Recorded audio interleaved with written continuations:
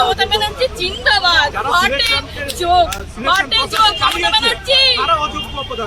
ব্যানার্জি জিন্দাবাদ। বেঁচে থাকুন এইভাবে আমাদেরকে শেষ করার জন্য। হাততালি আপনাদের জন্য, হাততালি। আমাদেরকে আপনি লাশের পর লাশ দেখবেন, এবার আবার লাশের পর লাশ দেখবেন। এটাই হচ্ছে আপনার কৃতিত্ব। পুরো বাঙালিকে আমাদের নতুন প্রজন্ম আমাদেরকে পুরো শেষ করে দেওয়া হলো। এবার আপনি খুশি তো? জিতে গেছে তো? আপনাদের বাম আমলের প্রতিশোধ নিতে আপনারা যে খুলে আম দুর্নীতি করেছেন, কি ভেবেছিলেন বাপের উপর বাপ হয় না?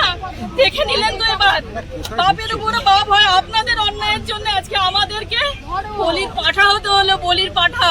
কোথায় যাব আমরা? অবশ্যই মমতা ব্যানার্জির ওইসব ক্যাডারদের জন্য। তারা যদি টাকা না নিয়ে এইভাবে কি করে আসতো? এই প্রশ্নটা এত বছর 2012 সালেও 2012 সালের এসএসসিতেও দুর্নীতি হয়েছে, সেটা চাপা পড়ে গেছে। তারপরে এটা খুলে আমি জানি প্রমাণ দেব কোথায় কোথায় টাকা নেওয়া হয়েছে, প্রমাণ দেব কারা চাকরি পেয়েছে টাকা দিয়ে। মমতা ব্যানার্জি জিন্দাবাদ। What a joke. বেঁচে থাকুন আমাদেরকে এইভাবে শেষ করার জন্য। লাশের পর লাশ দেখবেন এবার, কিন্তু তাতে কার কি যায় আসবে? মমতার কি কিছু যায় আসবে? নমস্কার বন্ধুরা, আমার নাম ধ্রুবজ্যোতি সরকার।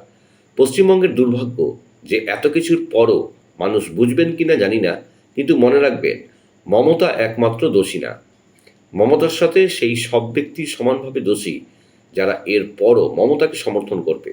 আর সংখ্যাটা আপনারা 26-এ পেয়ে যাবেন। সেই নেতামন্ত্রীরাও সমানভাবে দোষী থাকবে। 7 এপ্রিল চাকরি হারাদের নিয়ে বৈঠক ডেকেছেন মুখ্যমন্ত্রী মমতা বন্দ্যোপাধ্যায়। মানুষের উচিত সেই বৈঠককে প্রত্যাখ্যান করা, কারণ এই সরকারটা চোরদের সরকার, সংখ্যালঘু তোষণের সরকার। এই সরকারের কাছে কোনো কিছু আশা করে লাভ নেই। উনি জানেন যা খুশি হয়ে যাক, ওনার 33% ভোট কোথাও যাবে না। উনি সেই ভোট পাবেনই।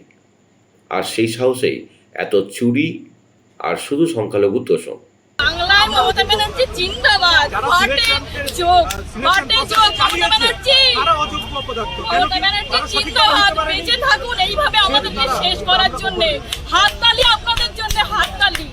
আমাদেরকে আপনি লাশের পর লাশ দেখবেন, এবার আবার লাশের পর লাশ দেখবেন। এটাই হচ্ছে আপনার কৃতিত্ব।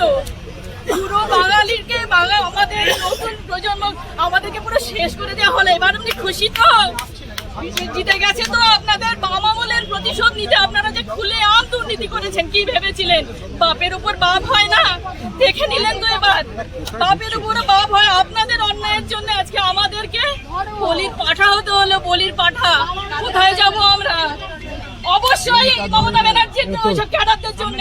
তারা যদি টাকা না নিয়ে এইভাবে কি করে আসতো? এই প্রশ্নটা এত বছর 2012 সালেও 2012 সালের এসএসসিতেও দুর্নীতি হয়েছে, সেটা চাপা পড়ে গেছে। তারপরে এটা খুলে আমি জানি প্রমাণ দেব কোথায় কোথায় টাকা নেওয়া হয়েছে, প্রমাণ দেব কারা চাকরি পেয়েছে টাকা দিয়ে। বন্ধুরা, ভিডিওটি ভালো লাগলে দয়া করে লাইক শেয়ার করে দেবেন, আমাদের পেজটা ফলো করে দেবেন, আর আপনার মতামত কমেন্ট করে অবশ্যই জানান। ধন্যবাদ।